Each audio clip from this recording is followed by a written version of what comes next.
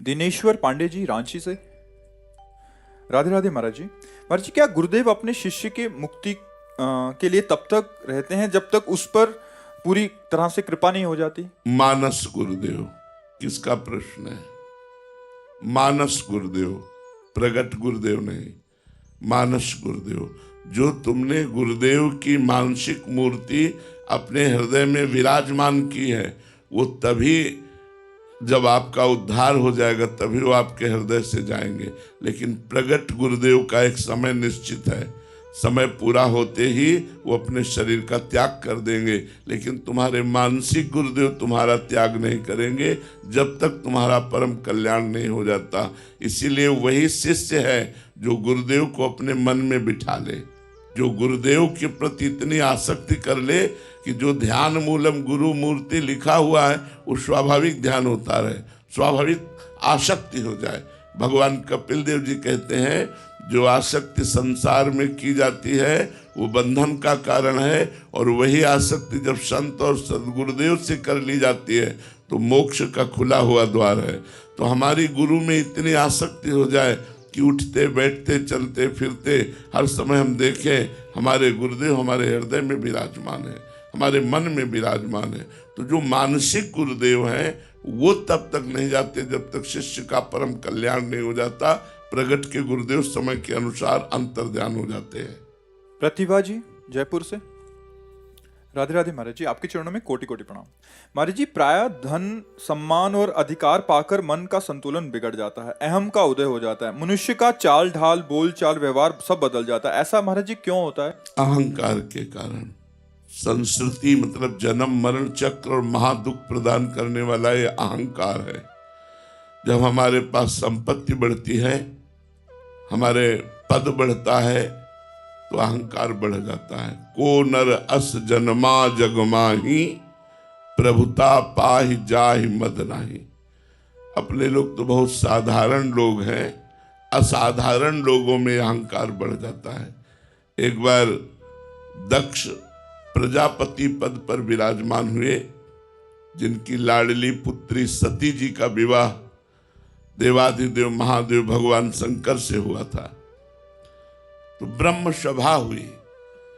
उस सभा में बड़े बड़े ऋषि मुनि देवता सब कोई पधारे, और उसमें दक्ष प्रजापति की प्रधानता थी, क्योंकि उनको प्रजापति पद मिला हुआ। ये देवराज इंद्र से भी बड़ा पद है प्रजापति पद, और सबसे बड़ा पद है परमेष्ठी पद अपने त्रिभुवन में, जिसे ब्रह्मा जी का पद कहते हैं। त्रिभुवन में पद बड़े बड़ा हो प्रजापति का, पर पूरी कार्य प्रणाली देवराज इंद्र देखते हैं। त्रिभुवनपति देवराज इंद्र, उनके ऊपर है ये प्रजापति पद। तो वो दक्ष को प्राप्त हुआ। वो सभा में पधारे तो सब लोग खड़े हो गए। भगवान श्री हरि नहीं आए हुए थे, ब्रह्मा जी भी विराजमान थे। तो ब्रह्मा जी बैठे रहे और भगवान शंकर बैठे रहे।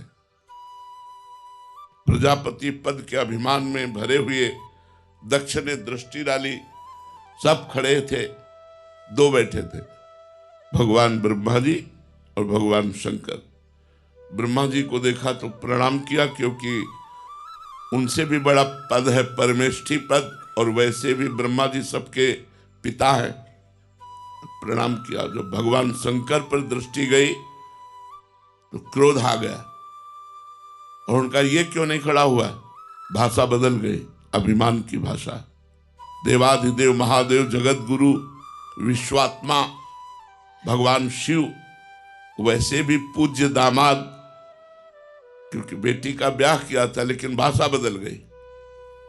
उनका इसने खड़े होकर हमारा स्वागत नहीं किया, ये बड़ा अभिमानी है, मैंने अपनी बेटी का ब्याह इसके साथ किया, ये हमारे पुत्र के समान है, इसे खड़ा होकर हमारा आदर करना चाहिए।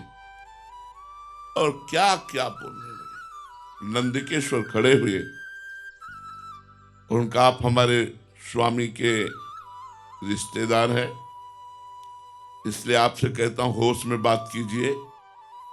आप इस समय बेहोश हो रहे हैं अहंकार से, तो उनका मैं शाप देता हूं।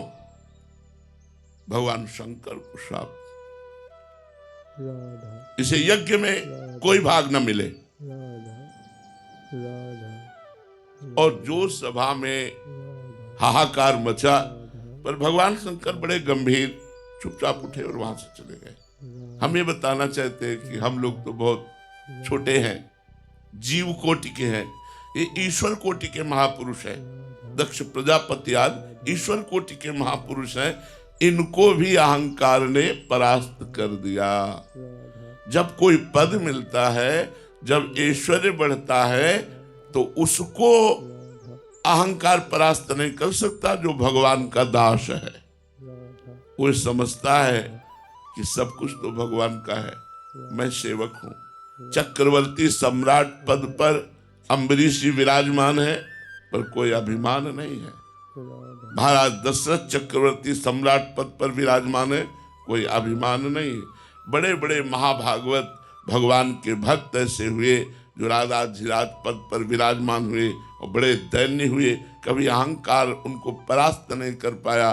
तो सिर्फ एकमात्र भगवान श्री हरि के चरणों की उपासना, भगवान श्री हरि चरणों का आश्रय और भगवान श्री हरि का नाम यदि आप जप रहे हैं, तो कोई भी पद, कोई भी प्रतिष्ठा, कोई भी अभिमान जनित चेष्टा आपके शरीर को, आपके भाव को, आपके चिंतन को परास्त नहीं कर पाएगी, नहीं तो परास्त कर देगी।